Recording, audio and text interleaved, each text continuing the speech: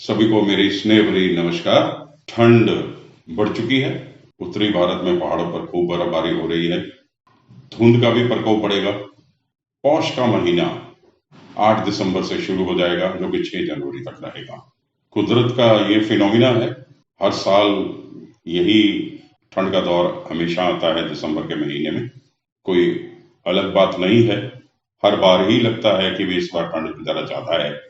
गर्मी का दौर आता है तो लगता है कि इस बार गर्मी बहुत ज्यादा है। तो कुदरत अपनी चाल चलती रहती है और हम कुदरत के साथ आंख मिचौली का खेल खेलते रहते हैं और अपनी व्यवस्था में कुदरत को अपने अनुरूप बनाने के लिए लगे रहते हैं, कार्यरत रहते हैं। पौष का महीना इस बार 5 शुक्र पड़ रहा है। शुक्र के पड़ने से 5 शुक्र पड़ने से कला के क्षेत्र में अच्छा विस्तार होगा। नारी शक्ति को अच्छे अधिकार मिलेंगे। विस्तार होगा नारी के अधिकार क्षेत्र का।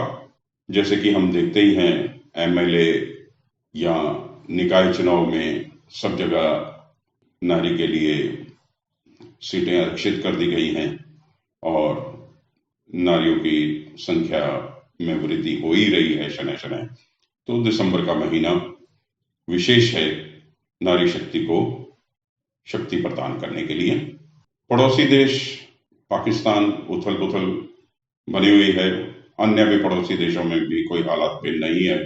हालात तो अपने देश के भी कोई इतने अच्छे नहीं दिखाई दे रहे हैं, किंतु प्रशासन जो है, सत्ता जो है, वो मजबूत हाथों में है।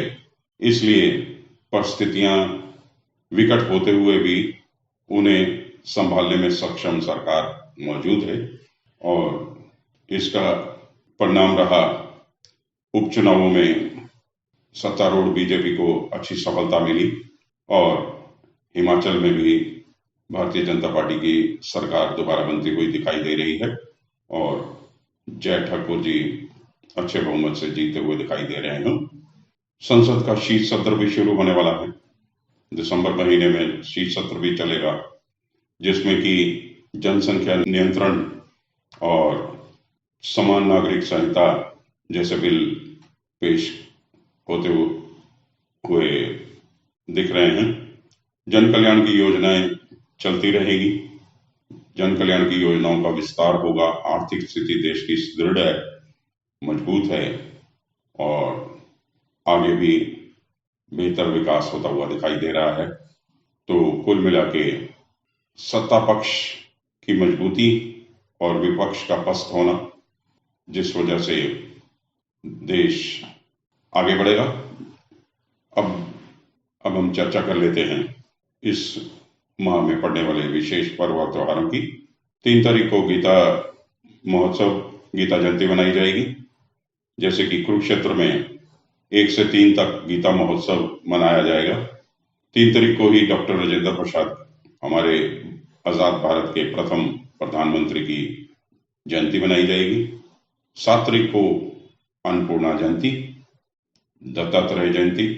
25 तारीख को क्रिसमस और मदन मोहन मालवीय जी की जयंती पड़ेगी।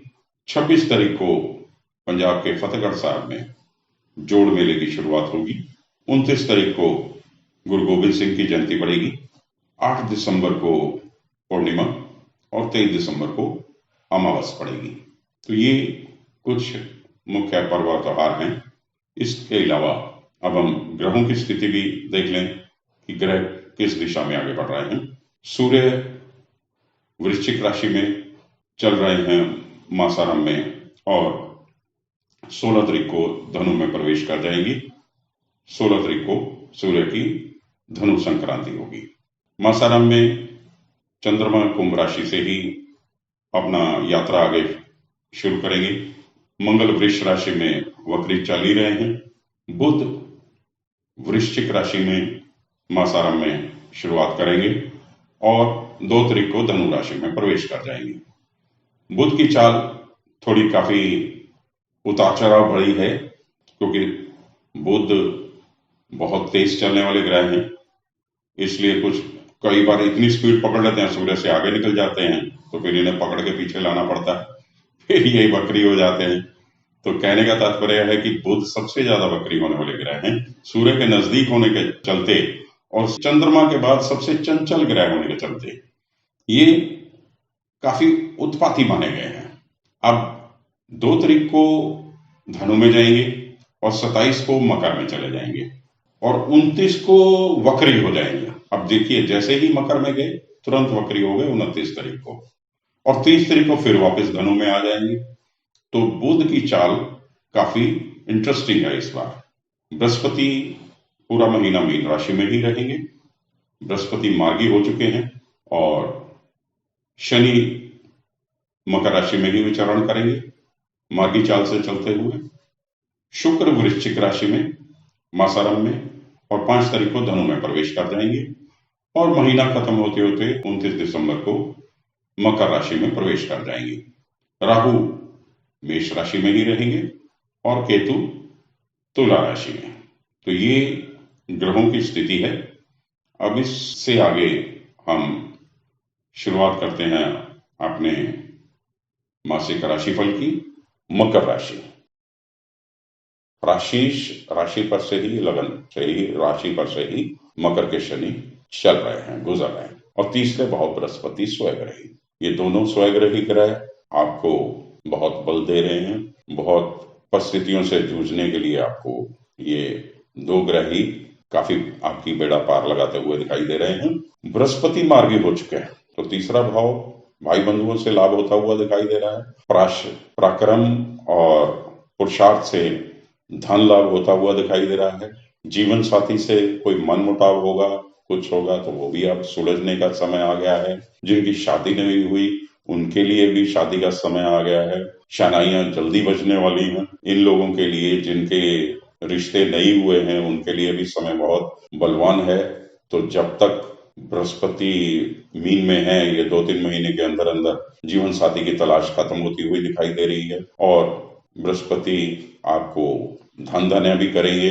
तो मिला जुला के बृहस्पति और शनि का आपको बहुत उत्तम लाभ मिलता हुआ दिखाई दे रहा है। पंचम भाव में मंगल वक्री चल रहे हैं, जो कि आपको वाद विवाद की स्थितियों से 2-4 कराएंगे। आप जल्दी सरेंडर करने वाले नहीं हैं।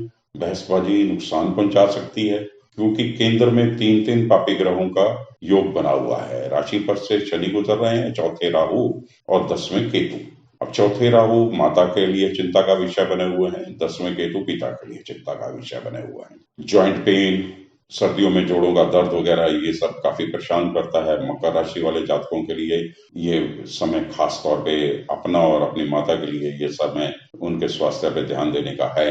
ये इसकी आपको बहुत सख्त जरूरत है। अब राशि के शनि दशम दृष्टि दशम भाव पे पड़ रही है, और सप्तम दृष्टि पत्नी स्थान या डे टू डे एक्टिविटी के घर पे पड़ रही है। तो इस स्थिति में आपको प्रोग्रेस आपकी थोड़ी जरूर शनय होगी, क्योंकि शनि का स्वभाव ही, उनका नाम ही शनि है, शनिश्चर है, जो कि आहिस्ता आहिस्ता चलता है। तो आपका प्रोग्रेस भी शनय होगा, लाभ जरूर होगा, क्योंकि बुध शुक्र बहुत उत्तम स्थिति में ओपनिंग हो रही है।